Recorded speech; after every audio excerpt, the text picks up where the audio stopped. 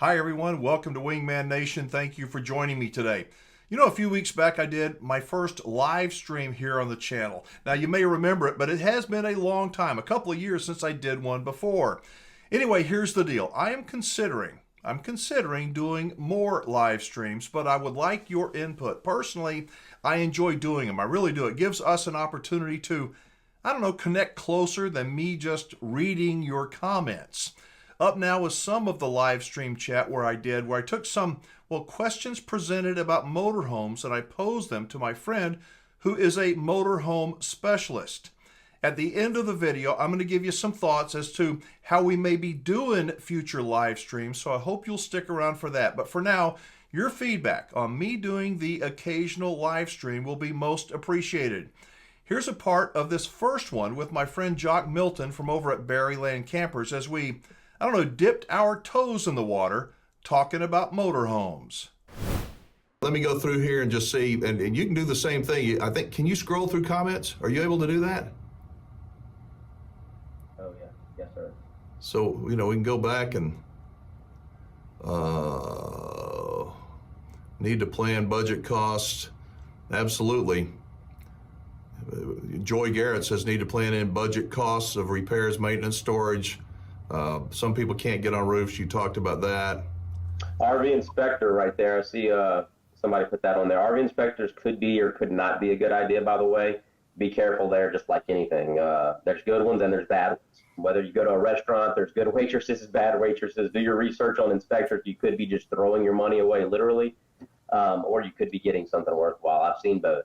So just wanted to mention that since I've seen that in the comments. You know, I in my free RV report, I talk about that. Just because you have a certification doesn't mean that you are good at what you do. It just means you paid enough money to get a certification. If you're going to buy a motorhome, ask an inspector how many motorhome Class A's have they inspected. You know, because if they haven't done any, I'd move on. That and again, I would mention your dealer. Go back to your dealer, ask them a series of questions before you spend even more money. You work your dealer on price, and then you give it away to somebody else that's outside. What you may be better off doing is just build a relationship with your dealer saying, look, man, I'm even fine paying y'all a little bit more. You know, I mean, y'all do it. This is what y'all do for a living. You know, I don't need somebody else coming in, but be honest with me, be real with me. I mean, this is the way I tell my customers. If you want to send an inspector, we'll have at it. We'll make it. We'll figure it out. Send them my name and number. We'll make it. We'll line up all the details. But just know the money that you're spending is, they might catch something that we missed, but they may not. Right? You may miss it after you camp for 2 months. But the good news is, especially buying a new camper, you have a warranty anyway. We're always going to do our best to get that covered. But we get paid to fix items. So therefore, my technician wants to write down every line item he can get paid for. So know that we're going into it, and the manufacturer wants that because they want it to be right in the campgrounds. That way they have a good reputation. So, for example, if the awning's coming out crooked, he's going to write that down. He's going to send it into whatever manufacturer. They're going to give him so much time to fix it, right? So why would he not want to find all the items, So we pay them in our pre-delivery inspections, what we call it, but we pay them so many hours to go through the vehicle. Double that, maybe consider, it's like I said, instead of working them so hard, maybe work them a little easier and tell them, hey, look, there's no sense in somebody else coming to look at it whenever you actually can look at it and fix it. We can do it all.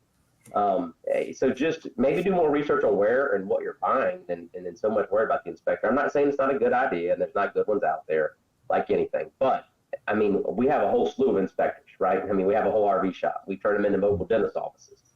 I'm pretty sure we can see if a roof needs to be resealed or an awning's crooked or a drawer needs maintenance. I mean, I'm not trying to be rude to the inspectors, trust me, but there's good ones out there. I'm not taking from them. But I mean, again, we're an RV dealership. So I'd like to think that we can handle that. So it just depends on that. Okay, something that just came to mind is the way a buyer needs to treat the dealer. You said earlier, you get more flies with honey than whatever with vinegar. You attract them more. To go in and beat up a dealer on price and try to get, and then expect them to just roll out the red carpet. I'm sure you see that. I tell people, I mean, seriously, this is what I say. I tell people, if you want the cheapest deal, all you care about is price, probably Berryland is not the place to go. Although they're super competitive, but if that's all you care about, just get out of there, man. I've beat the guy up. That's not the kind of relationship Berryland wants. It's not. You do make a profit because you need to stay in business. But Right. you've been doing this 14 years, so you pretty well know how to take care of people without, as they say, ripping their face off financially. They got to treat the dealer right. You're right. It's a two-way street, just like anything. We all want to be treated properly. You walk in there demanding things, just assuming the dealer's, going to be against you. It's probably best to, come in without a chip on your shoulder. And look, I mean, we're all guilty of it at times. You go inside a five-star restaurant and you spend $200 on a meal with you and your spouse, or, whatever. And when you're in there and you leave and it's not as what you expect, you're likely going to tell somebody. You go somewhere and spend $30 on lunch and it's not that great, you're not going to tell anybody because it's kind of what you expected, Yeah. But at the end of the day, again, it shouldn't always be about value. You should get treated right regardless. And we should always expect what we, should expect. So with that being said, I would always just try to go in being understanding, knowing that those people do make mistakes just like we all have. But, hey, look, I know you forgot to call me, but is there any way that I could maybe, are you better to get in contact, by text or email? Try to play that, where you're a little helpful on your end too, or that you're not just all against them out the gate. So Okay, I'm gonna interrupt you here because I'm good at it, and we don't need to go into this, but I know that you are. I've never said this to you, but you are so good at defusing. I guess if somebody's hot-headed and rah, it's like you've got this.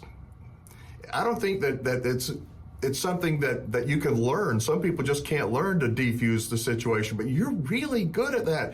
And you can turn somebody that's not in a very good mood into being your best friend. I think that is, I like that quality about Jock Milton. So let me get some questions here for you, sir. This one says, why don't motorhomes use Asdale siding?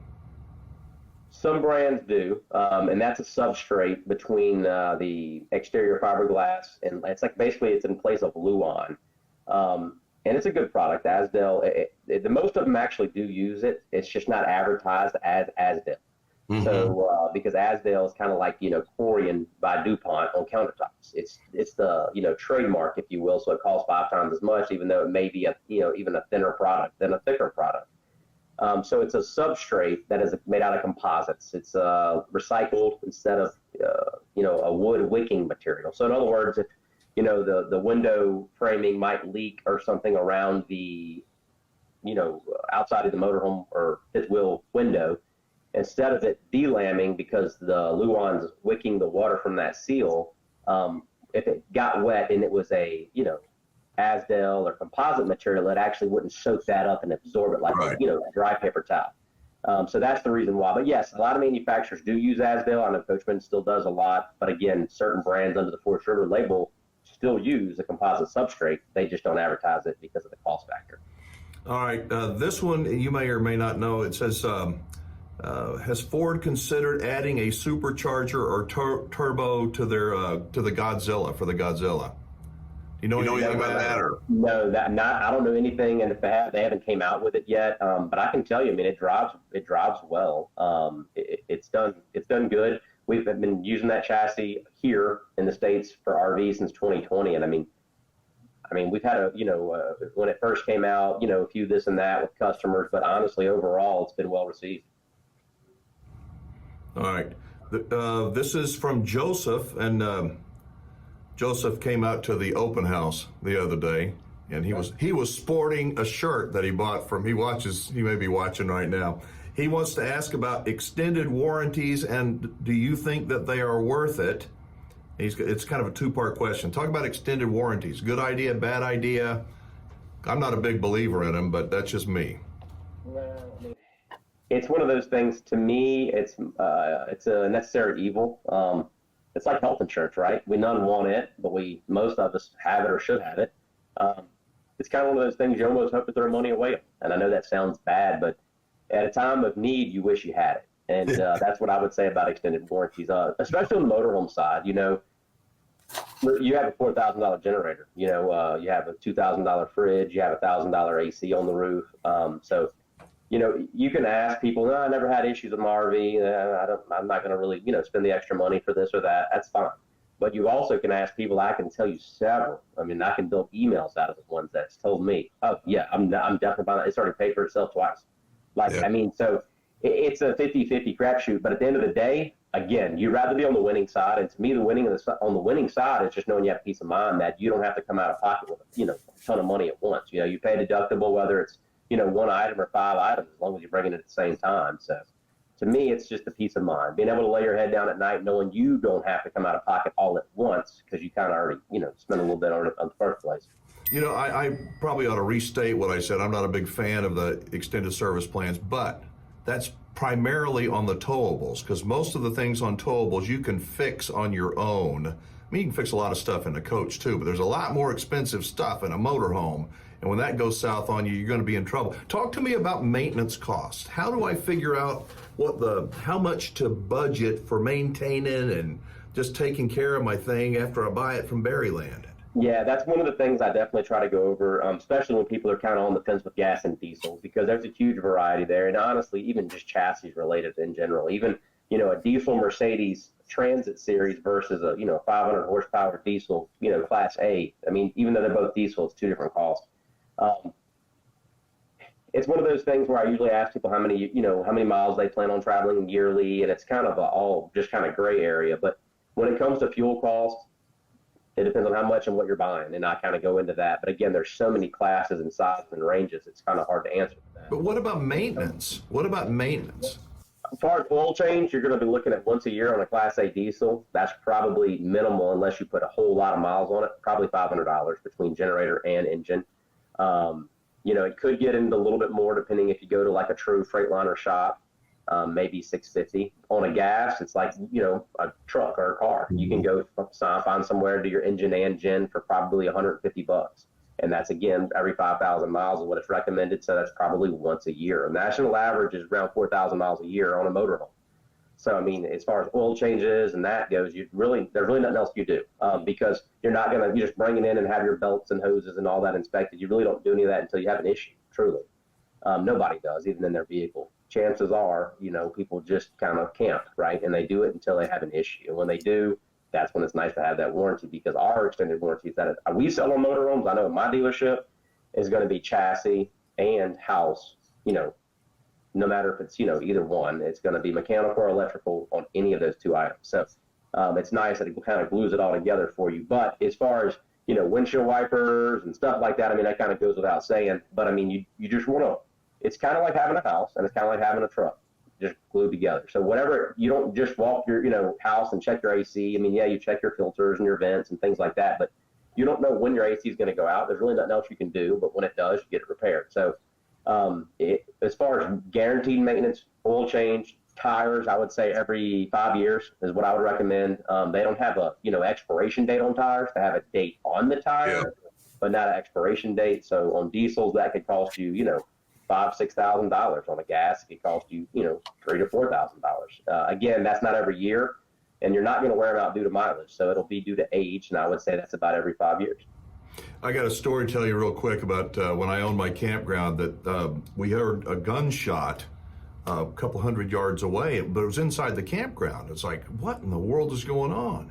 And it was a travel trailer, one of our monthlies. The tire just blew up. Just he wasn't even there. Boom! This thing blew up. So I did an interview with this tire guy, this expert, and I told him, and he said, He said, let me guess. I mean, this guy, old retired tire guy. He in fact did autopsies, called autopsies on tires up in Akron, Ohio, to figure out how these tires go bad. And he said, was it on the sunny side of the trailer? I said, yes, it was. He says, was it on the top half of the sunny side? And yes, it was. It was a tandem axle trailer. And he says, well, you know what?